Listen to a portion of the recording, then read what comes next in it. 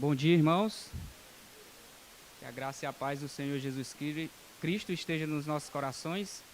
Enquanto o irmão Wellington prepara ali os slides para a gente acompanhar aí, anotar os esboços da pregação, eu ia pedir que os irmãos possam abrir as Bíblias de vocês em Efésios, capítulo de número 5. Vamos ler do o verso 15 até o verso 21, tá certo?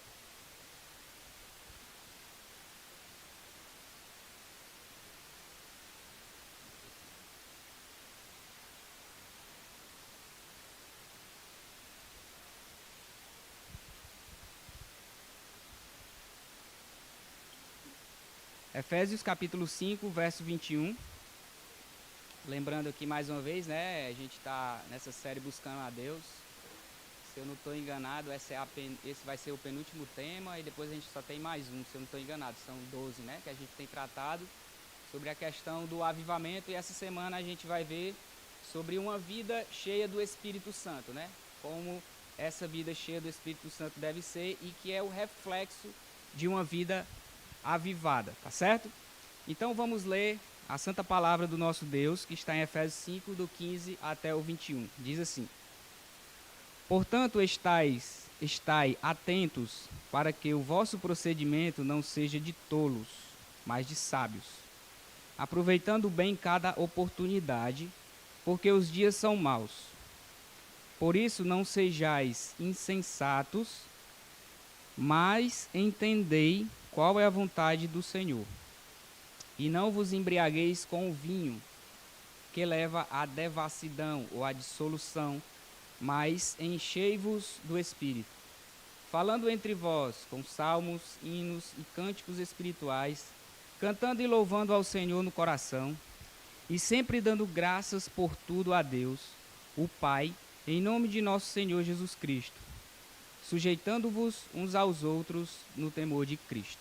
Vamos orar. Senhor Deus bondoso, nós te louvamos e te agradecemos pela tua palavra. Obrigado, Senhor, por essa palavra infalível, suficiente, inspirada pelo teu Santo Espírito que está diante de nós para dirigir as nossas vidas.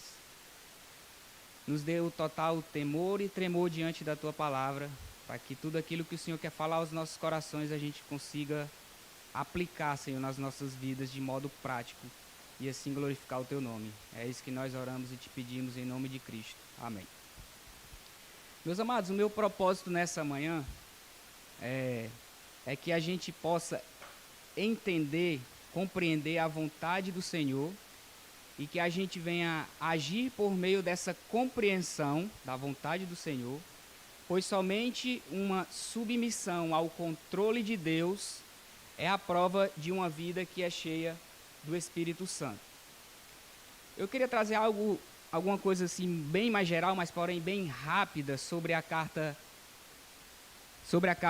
que Paulo escreve aos irmãos de Efésios, né? Aos Efésios, que ele traz questões relacionadas à Igreja de Deus. E a gente pode destacar ao menos aqui duas sessões na qual ele divide essa carta, né? Na primeira sessão, o apóstolo Paulo ele vai apresentar os privilégios espirituais da igreja. A gente vai encontrar isso dos versículos do capítulo 1, versículo 3, porque o capítulo 1, versículo 1 e 2 é a saudação.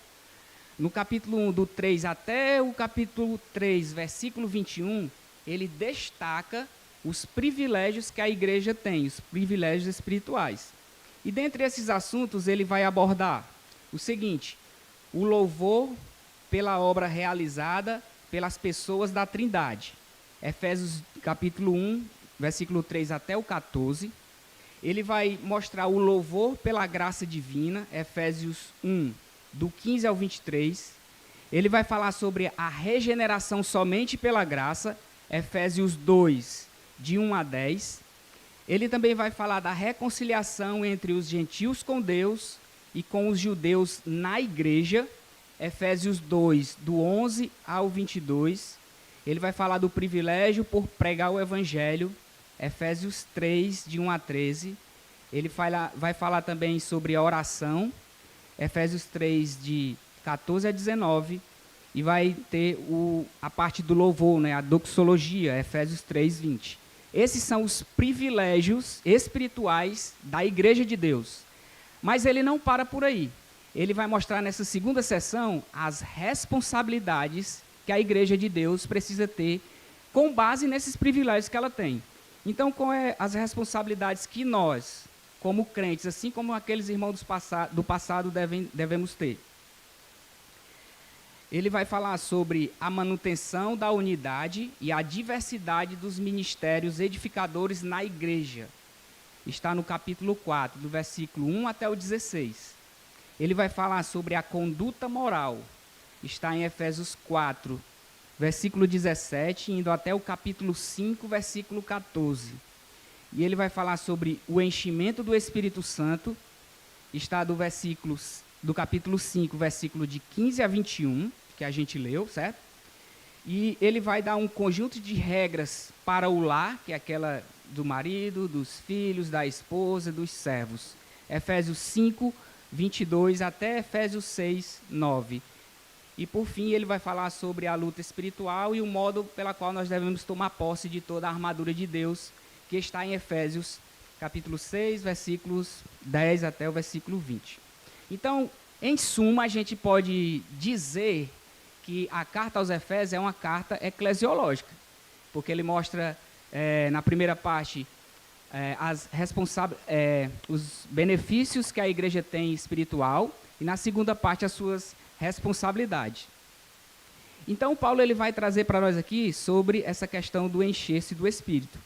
Mas a gente vai ver também algo que se destaca na carta do apóstolo Paulo, partindo do capítulo 4, que é essa questão mais prática, que é o que a gente vai ver hoje, que eu gostaria de compartilhar com os irmãos.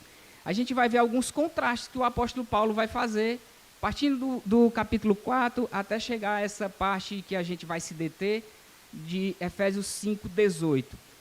A gente encontra o primeiro contraste no capítulo 4, versículo 25, entre que Paulo vai dizer, abandonem a mentira e falem a verdade.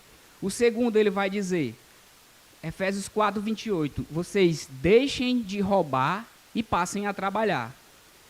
Efésios 4, 29, ele vai dizer que a gente deve deixar de falar palavras destrutivas que não são edificadoras e falar palavras que são edificantes. Efésios 4, 31 e 32, ele ainda vai falar para a gente deixar toda a amargura, toda a cólera, toda a ira, tudo que não provém de Deus, e ao invés disso, imitando Cristo, sermos bondosos, compassivos, amorosos.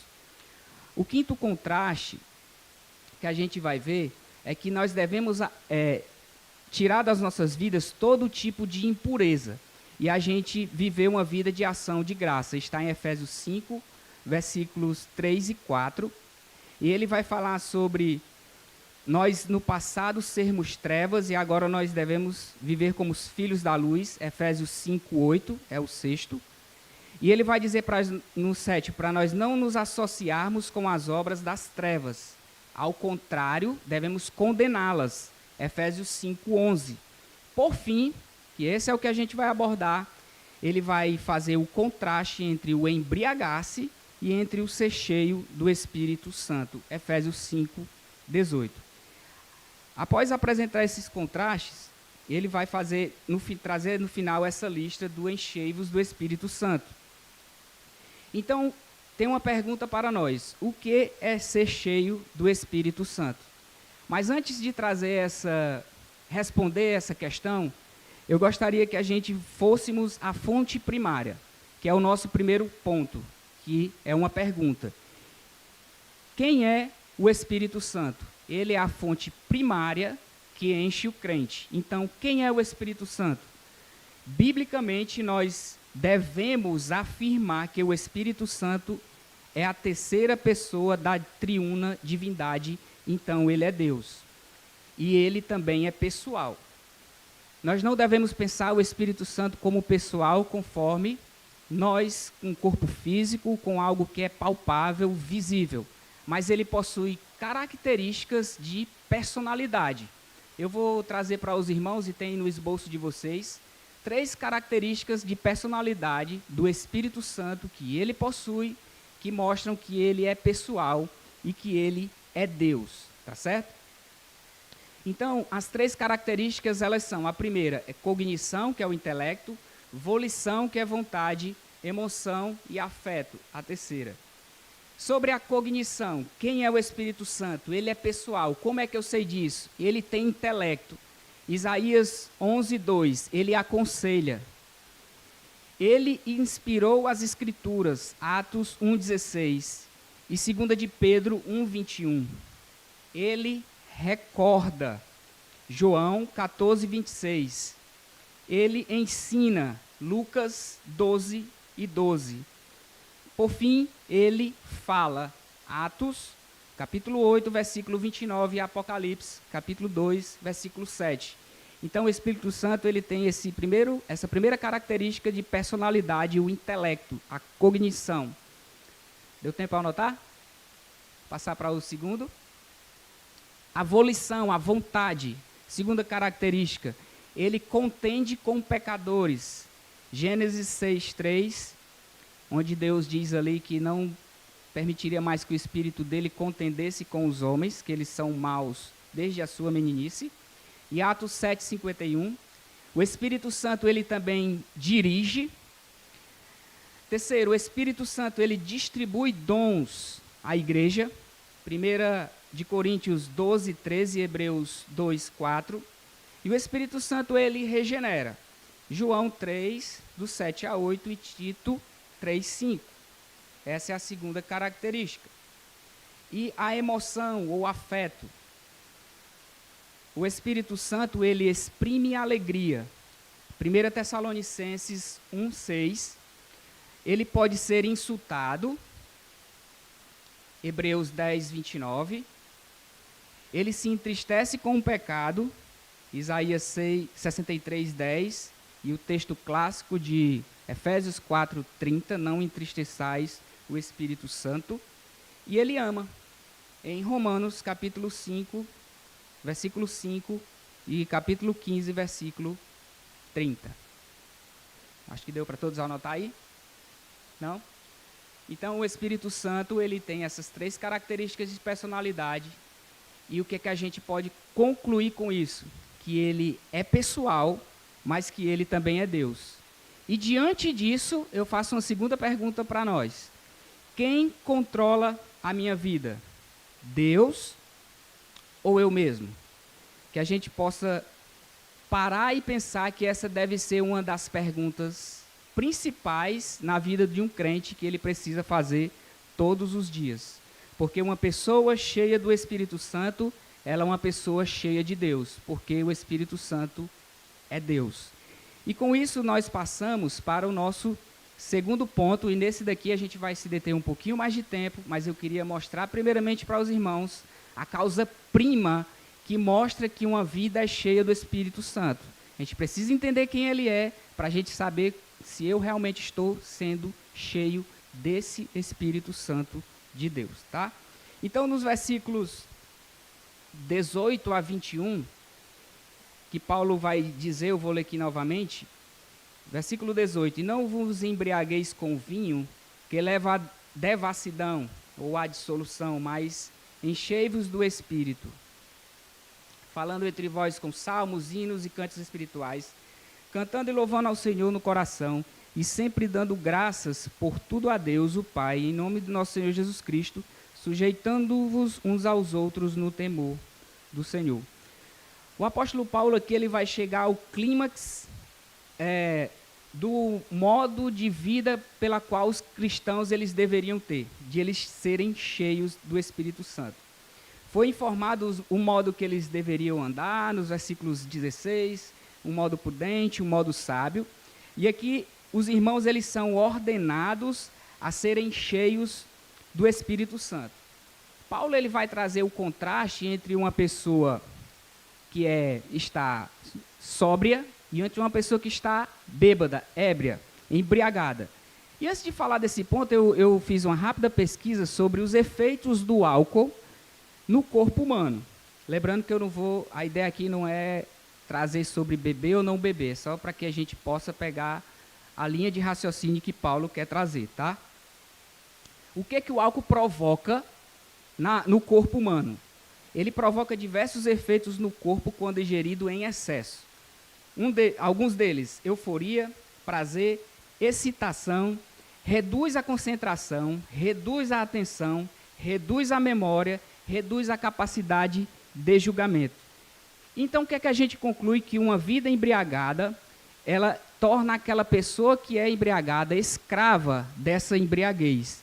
A sua mente, o seu corpo, as suas ações, tudo que engloba aquela pessoa são controladas totalmente pela embriaguez que aquela pessoa vive. O apóstolo Paulo vai falar aí no versículo 18 sobre levar uma vida, algumas traduções dizem devassidão, que nem a minha, algumas dizem dissolução, uma vida dissoluta. É a ideia de uma vida inútil, uma vida que está embriagada de todas as coisas do mundo, não se limite apenas à embriaguez do vinho, mas tudo aquilo pela qual eu me embriago com elas, quer seja pela uma vida de avareza, quer ser uma vida de promiscuidade, de impureza moral, qualquer tipo de coisa que você vê que controla a sua vida, não limite apenas aqui ao álcool, a embriaguez do álcool, mas limite a várias outras coisas que a gente pode ser embriagado e ser dominado por elas. Uma vida que é dominada pelo álcool, por esse tipo de coisa, ela é uma vida que é controlada por aquilo. E o apóstolo Paulo vai aqui condenar isso. Então ele condena que, obviamente, a embriaguez, mas a gente pode ir além disso e não limitar apenas a questão da bebida alcoólica. Se eu e você chegarmos e perguntar para qualquer crente verdadeiro se ele tem o desejo, se ele disser assim, você não tem o desejo de ser cheio do Espírito Santo, você vai ter uma resposta negativa, porque todos nós, crentes verdadeiros, temos o desejo sim de sermos cheios do Espírito Santo, de recebermos dessa plenitude do Espírito Santo.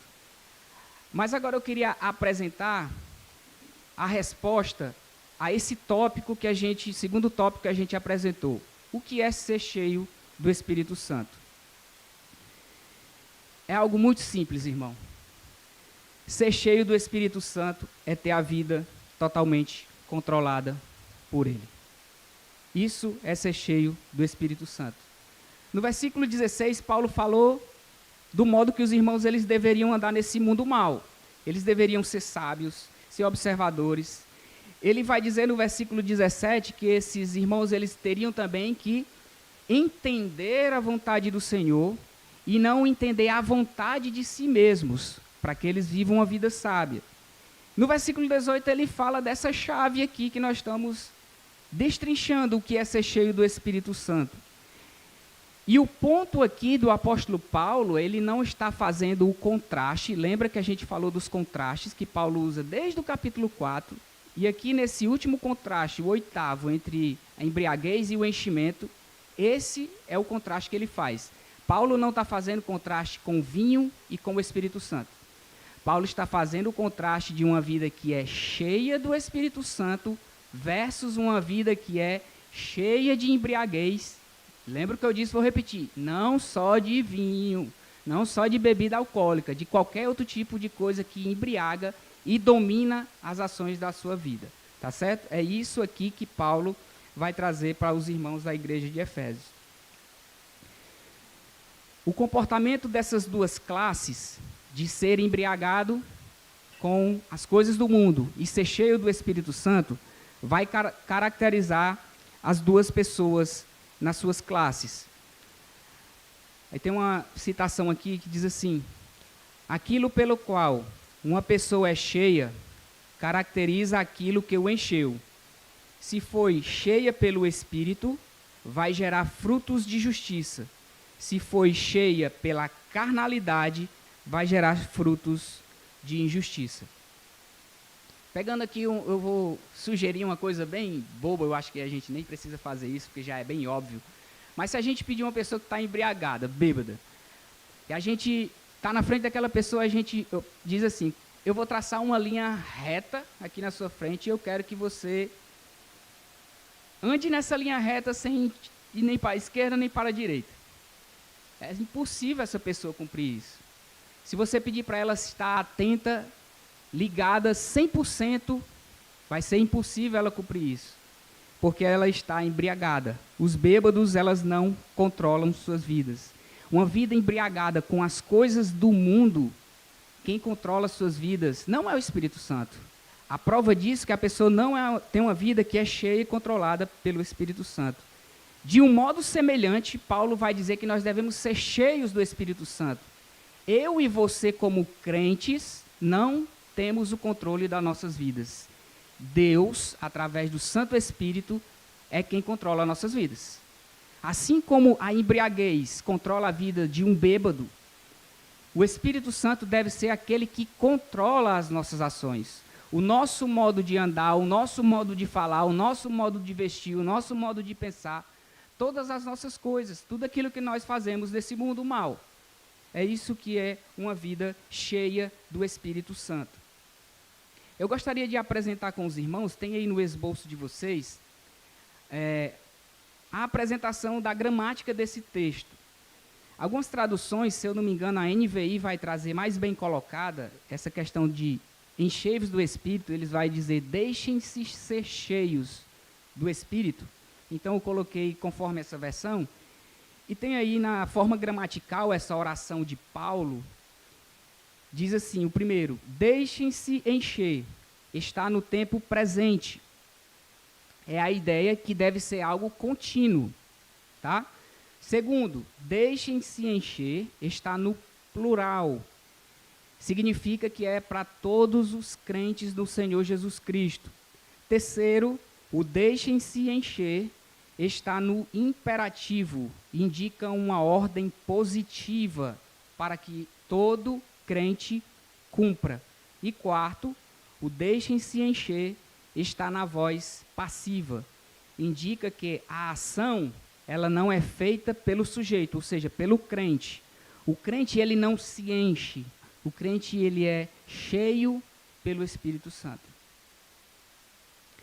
Essa ideia de ser cheio pelo Espírito Santo não é a ideia que se prega nos meios carismáticos, pentecostais, que infelizmente tem adentrado também muitas das igrejas tradicionais, da ideia de buscar o batismo, de buscar a segunda bênção, a plenitude tanta que a pessoa transborda com esse batismo do Espírito Santo, que ela se caracteriza, se evidencia pelo falar em línguas, pelo profetizar, pelos pastores helicópteros que ficam rodando, pastor metralhadora, plantar bananeira, o derrubar pessoas com paletó, pastores com dons de enchimentos supostos, que eles dizem de gargalhadas, na qual ele passa a mão sobre as pessoas e todas as pessoas riem. Isso não é evidência do Espírito Santo. Muito pelo contrário. O Espírito Santo, ele é santo e ele é totalmente decente nas suas ações, e o crente que é cheio do Espírito Santo, ele mostra também essa decência, ele mostra também essa ordem, ele mostra domínio próprio nas suas ações, certo? Então, não é essa ideia de ser cheio do Espírito Santo. O crente não é ordenado em lugar nenhum nas Escrituras a buscar esse batismo com o Espírito Santo. Se você encontrar nas Escrituras essa ordenação, por favor, traga para a gente ver, porque não tem nas Escrituras. O crente, ele foi uma única vez batizado pelo Espírito Santo no momento da sua conversão. Então, o dia que alguém perguntar, você é batizado com o Espírito Santo? Sou. Prove, na minha regeneração. E onde é que diz isso? Vamos a 1 Coríntios, capítulo 12, versículo de número 13. 1 Coríntios 12, 13. Diz assim, eu vou ler a partir do verso 12, tá? Porque assim como o corpo é uma só unidade e tem muitos membros, e todos os membros do corpo, ainda que muitos, formam um só corpo, assim também acontece com relação a Cristo, pois todos fomos batizados em um só Espírito para ser um só corpo. Aí ele continua, quer judeus, quer gregos, quer escravos, quer livres, e a todos nós foi dado de beber de um só Espírito. Então, uma única vez, amados, nós fomos batizados com o Espírito Santo. O crente também já foi selado com o Espírito Santo. Está lá nos privilégios espirituais da primeira sessão que Paulo mostrou aos irmãos de Efésio. Efésios 1, Versículo 13 diz assim: Nele também vós, tendo ouvido a palavra da verdade, o evangelho da vossa salvação, e nele também crido, fostes selados com o Espírito Santo da promessa. Além de ser batizado, selado, o crente também é habitado pelo Espírito Santo. Romanos capítulo 8, versículo de número 9. Diz assim: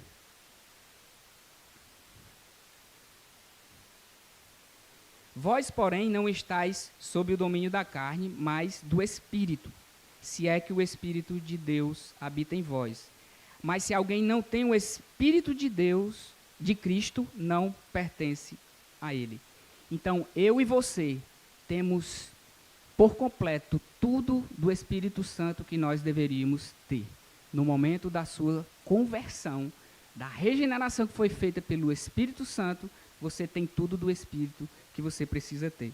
Então, Paulo ordena que a gente deve ter uma vida cheia do Espírito Santo. Então, como é isso? É aquilo que responde o que é ser cheio. Eu tenho a vida totalmente controlada por Ele. Todas as minhas ações, todas as minhas práticas devem ser controladas por Ele. Comentando sobre esse trecho, Harold Royener, comentando Efésios 5,18, ele diz o seguinte: com a habitação pelo Espírito Santo, cada cristão tem a totalidade dele. Mas a ordem de ser cheio pelo Espírito Santo permite que o Espírito tenha a totalidade do crente. Nós precisamos ter a totalidade do Espírito Santo quando ele controla as nossas vidas. E isso nos leva ao nosso último ponto. A gente viu quem é o Espírito Santo. Se eu sei que ele é Deus, eu preciso ser cheio desse Deus na qual eu creio, através do seu Espírito. A gente viu que é uma vida cheia do Espírito Santo, que é uma vida que é controlada por Deus, totalmente em tudo que eu faço. Por fim, qual é a conduta de uma vida controlada pelo Espírito Santo? Versículos de 15 a 17 diz assim. Deixa eu só retornar para lá. Efésios 5, 15 a 17. Portanto, estais atento para o vosso procedimento. Não seja de tolo, mas de sábio, aproveitando bem cada oportunidade, porque os dias são maus. Por isso, não sejais insensatos, mas entendei qual é a vontade do Senhor. No versículo 15, os crentes são ordenados a essa vida de observação, né? Como eles devem andar. Mas o texto vai destacar que eles não devem só observar. Eles devem ter essa observação atenta no modo pela qual eles andam. E eles devem ter uma atenção prudente, sábia. É como se Paulo estivesse dizendo da seguinte forma, parafraseando: vocês devem criar o hábito de observar todo o modo de andar de vocês, para que vocês sejam cuidadosos. Paulo aqui ele usa mais um contraste, de um negativo e um positivo. O negativo é a pessoa que é tola, e o positivo é a pessoa que é sábia. O andar tolo é semelhante ao andar dos ímpios, que desprezam todo o conselho de Deus, toda a vontade de Deus, diferentemente de um andar de uma pessoa que é dirigida pelo Espírito Santo. Essa é a pessoa sábia. Essa é a pessoa que mostra que ela é cheia do Espírito Santo. No versículo 16 ainda, no versículo 16, o apóstolo Paulo vai falar aqui, aproveitando bem cada oportunidade. Algumas traduções vai dizer remindo o tempo, né? É a ideia de como se fosse você comprar o tempo. Por quê? Porque os dias são maus. É a ideia de que a gente tenha uma velocidade tal que nós devemos aproveitar cada oportunidade. Mas oportunidade de quê? De fazer a vontade de Deus e mostrar que a gente é cheio do Espírito Santo. Essa é aproveitar as oportunidades. E ele vai falar o motivo pela qual a gente deve andar como sábios. Por quê? Porque os dias são maus. No finalzinho do versículo 16, a gente devemos estar totalmente opostos a todo esse sistema maligno e anti-Deus. Esses são os dias maus.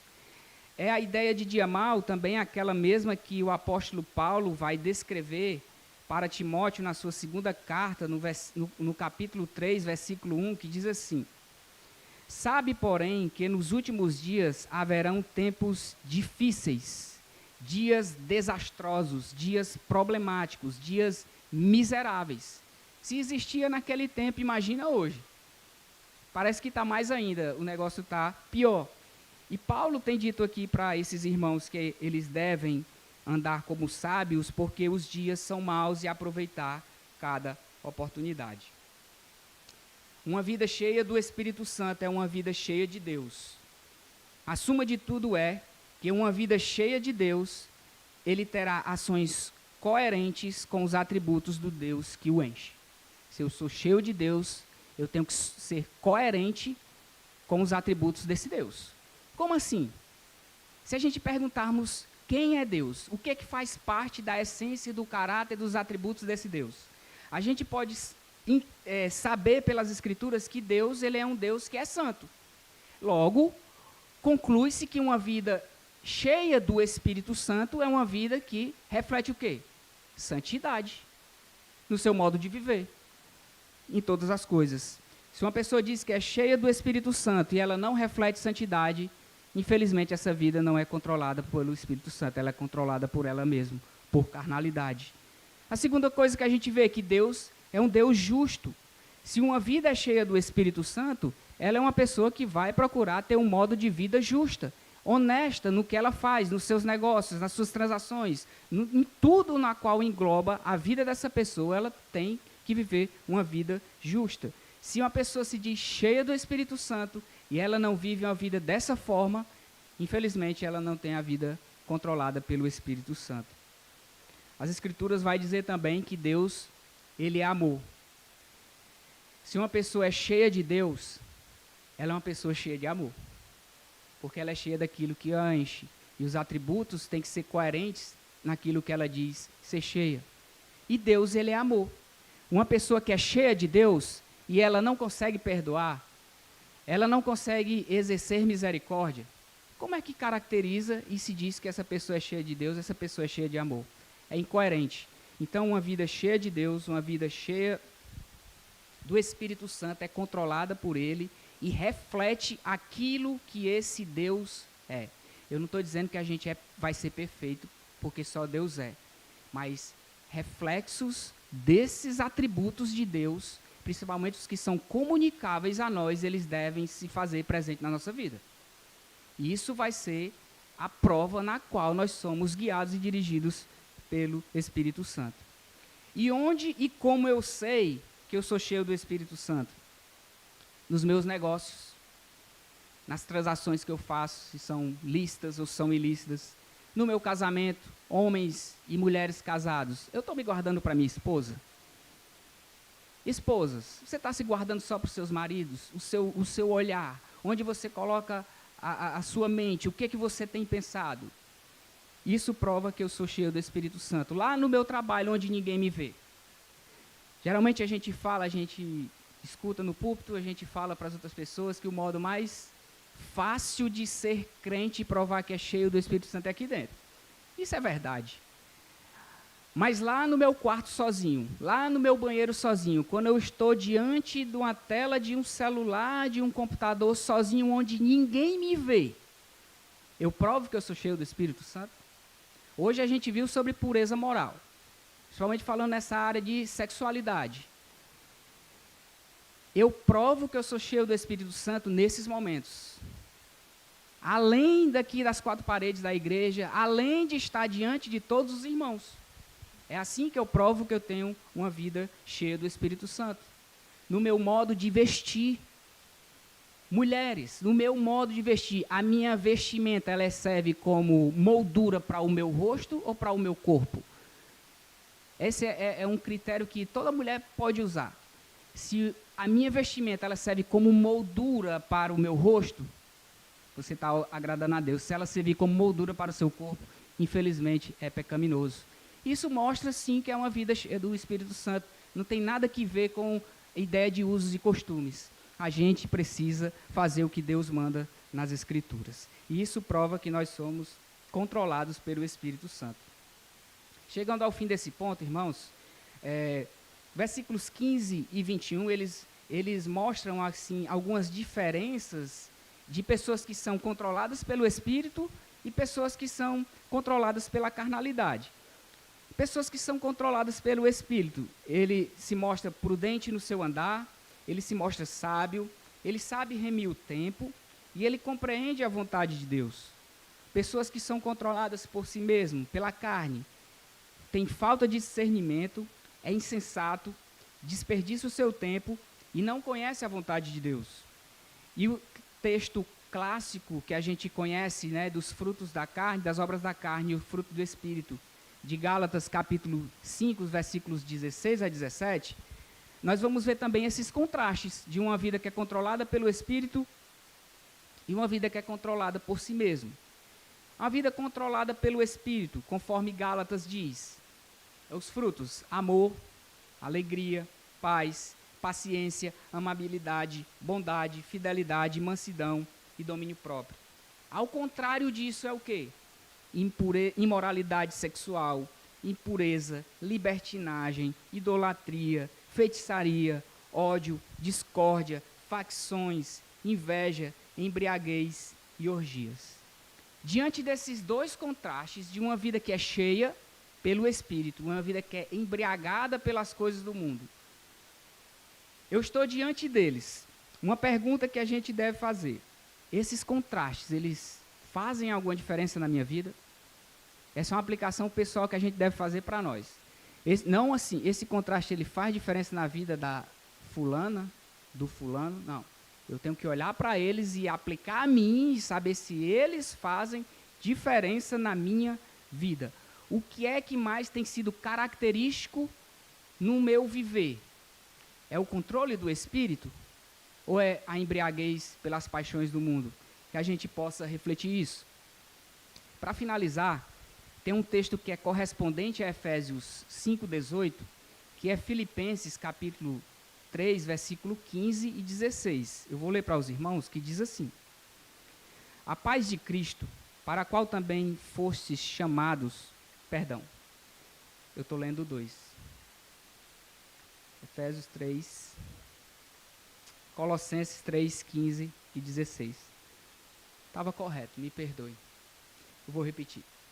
A paz de Cristo, para a qual também fostes chamados em um só corpo, domine em vosso coração e sede agradecidos. Aí o texto correlato, correspondente.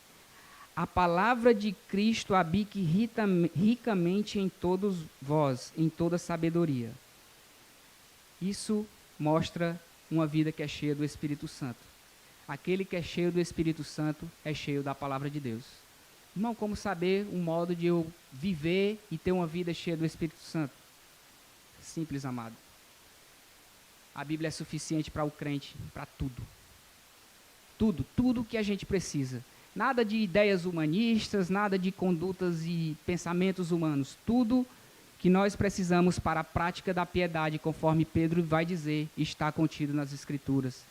O modo pelo qual devo proceder para mostrar que eu tenho uma vida controlada pelo Espírito de Deus está aqui nas Escrituras. Nada mais. Isso aqui nos basta. Isso aqui basta para o crente. Como conclusão, assim como foram os nossos pontos, que foram perguntas, eu concluo também com 3 perguntas com base nesses pontos. Quem tem controlado a minha vida? Deus ou eu mesmo? Se eu sei que o Espírito Santo é Deus, é Ele que tem controlado a minha vida. Segundo, eu tenho buscado a plenitude do Espírito Santo para que Ele controle tudo em mim. E terceiro, a minha conduta reflete o controle do Espírito sobre a minha vida? Que a gente possa refletir, pedir que Deus nos capacite pela sua graça para a gente vivermos e demonstrarmos diante desse mundo mau e perverso que nós somos controlados e cheios por esse Espírito. Vamos orar? Senhor Deus bondoso, nós te agradecemos, Senhor, pelo teu Espírito que nos guia. Nós somos tão falhos e débeis, Senhor, nas nossas atitudes, ações, pensamentos, palavras. Senhor, nos capacite, Senhor, e nos encha do teu Espírito a ponto tal que ele nos domine em nossa mente.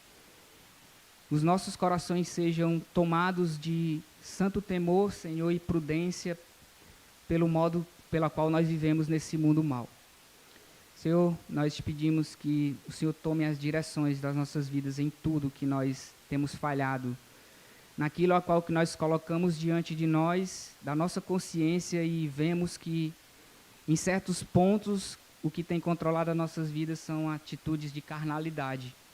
E que o Senhor nos ajude a colocar em prática e mudar isso para que a gente tenha uma vida que é dominada totalmente pelo Teu Santo Espírito.